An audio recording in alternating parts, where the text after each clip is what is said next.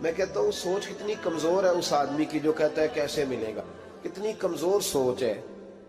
جو رب بیل کو روزی دیتا ہے، بکری کو روزی دیتا ہے، اس زمین اس دھرتی پہ اگر بسنے والا اونٹ بھوکا نہیں سوتا، چلیں یہ تو پالتو جانور ہوتے ہیں، اس دھرتی پر بسنے والی اگر بلی اور کتا روٹی کھا کے سوتے ہیں تو اشرف المخلوقات ہے. تو نے اپنے ذہن میں کیا ٹینشن پال لیا ہے کہ نہیں آئے گا تو مر جاؤں گا، کیا بنے گا، کس طرح ہوگا؟ تو کیوں اتنا پریشان ہو گیا؟ بھائی مالی پریشانی سب سے زیادہ اس بندے نے اوڑھ لی ہے جس کی توکل کی بات کمزور ہو گئی ہے. تو سیدھی توجہ اپنے رب کریم کی جانب رکھ، سیدھی توجہ اللہ کی جانب کر. رب فرماتے ہیں ذمہ تیرا نہیں، ذمہ میرا ہے. لیکن تنخواہ ایک آتی ہے گھر میں. جب ایک بچہ ہوتا ہے تو تب بھی کام چلتا ہے. جب اللہ 2 بچے دے دے پھر بھی اس تنخواہ سے کام چلتا ہے. جب 3 ہو جائیں پھر بھی چلتا ہے. جب 4 ہو جائیں، نہیں آپ نہ بھی بولیں تو بات تو صحیح ہے، بہرحال کام پھر بھی چلے. اسی تنخواہ میں سے جب بندہ بڑے بیٹے کی شادی کر کے بہو بیاہ کے لے آئے تو پھر بھی کام چلتا ہے. اور جب اس بیٹے کو اللہ بچے عطا کر دے تو اسی گھر میں، اسی آنگن میں، اسی چھت کے نیچے کام چلتا ہے. تو پھر تو مان جانا کہ چلانے والا تو نہیں، چلانے والا کوئی اور ہے. پھر تو مان جا کہ چلانے والا کوئی تو اس وقت جب تنخواہ تیری لگی تھی تو کہتا تھا ابا ابھی میری شادی نہ کر، میں بیوی کو کیسے کھلاؤں گا. تو وہی شخص ہے جس کی چھت کے نیچے پھر 1.5 درجن پوتے بھی پل رہے ہیں اور گزارا ان کا بھی ہو رہا ہے. تو رزق کا ذمہ کس کا ہے؟ اللہ کا، اللہ کا ذمہ. اب ہمیں پتہ ہے پہلی بات تو پریشانی اس لیے اتار دینی چاہیے کہ ذمہ ہمارا ہے ہی نہیں. اب دوسری بات یہ کہ ذمہ داری کس کی ہے؟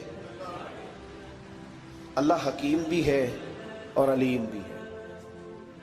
حکیم بھی ہے اور جانتا بھی ہے اور اسے پتا بھی ہے کہ دینا کس طرح ہے.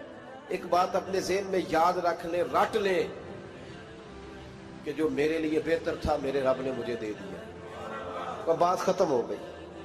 بس وصل اچھا ہے نہ فراق اچھا ہے، یار جس حال میں رکھے وہی حال اچھا ہے. بس جو میرے حق میں بہتر تھا میرے رب نے مجھے. مسئلہ یہ ہے کہ تو اس پہ راضی ہونے کو تیار نہیں. حضرت علی کرم اللہ تعالیٰ وجہ الکریم نے میرے نبی پاک کی ایک حدیث بیان کی ہے، اور جناب علی جب یہ حدیث بیان کیا کرتے تھے تو حضرت مجاہد فرماتے ہیں یوں لگتا تھا کہ جیسے حضرت علی ہمیں ہر پریشانی سے نکال رہے. مولا علی شیر خدا رضی اللہ تعالیٰ عنہ فرماتے ہیں کہ مجھے میرے نبی پاک صلی اللہ علیہ وسلم نے ایک طریقہ دیا تھا ٹینشن فری ہونے کا. آپ فرماتے ہیں مجھے تو بڑا راس آیا ہے، تم بھی اگر کر لو گے تو تمہیں بھی فائدہ دے گا. کہا وہ کیا؟ حضرت علی کہنے لگے محبوب علیہ السلام نے فرمایا تھا لوگوں تم اللہ کے دیے ہوئے تھوڑے رزق پہ راضی ہو جاؤ، وہ تمہاری تھوڑی عبادت سے تم سے راضی ہو جایا کرے گا. بس تم 2 نفل بھی پڑھو گے تو اللہ راضی ہو جائے گا. تم 1 رکوع بھی سویرے اٹھ کے پڑھو گے تو وہ راضی ہو جائے گا. وہ تمہارے 313 درود شریف سے راضی ہو جائے گا. تم اس کے دیے ہوئے تھوڑے رزق سے راضی ہو جاؤ. ٹینشن اس لیے ہوتی ہے کہ ہم راضی نہیں جو اس نے ہمیں دیا ہے. یاد رکھیں یہ جو ہے نا مصیبت کے مال آ کیوں نہیں رہا، وہ سامنے والا پلاٹ میرے گھر کے سامنے ہے گھر کے سامنے، پر رجسٹری میرے نام کیوں نہیں؟ یہ مصیبت سانس نہیں لینے دیتی. موٹر سائیکل کھڑی کرتا ہے نا جب آ کے دکان سے روٹی کھانے آتا ہے، دفتر سے گھر آتا ہے، کاروبار سے آتا ہے، تو جہاں موٹر سائیکل کھڑی کرتا ہے وہ ٹینشن بڑی ہے کہ کبھی میری ہو جائے نا یہ والی جگہ تو میں یہاں بھی بورڈ لگاؤں اپنے نام. اس نے مالی پریشانی پیدا کی.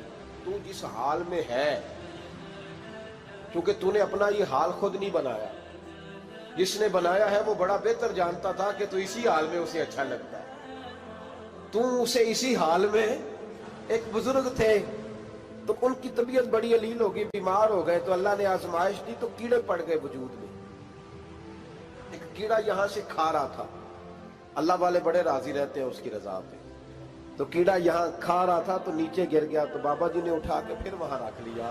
کہنے لگے جب اس نے تیری ڈیوٹی مجھے کھانے کی لگائی ہے تو میں اس بات پہ راضی ہوں تو نیچے کیوں گرتا ہے؟ بس ٹھیک ہے کھا، جب اس نے تجھے ڈیوٹی جو تیری لگائی.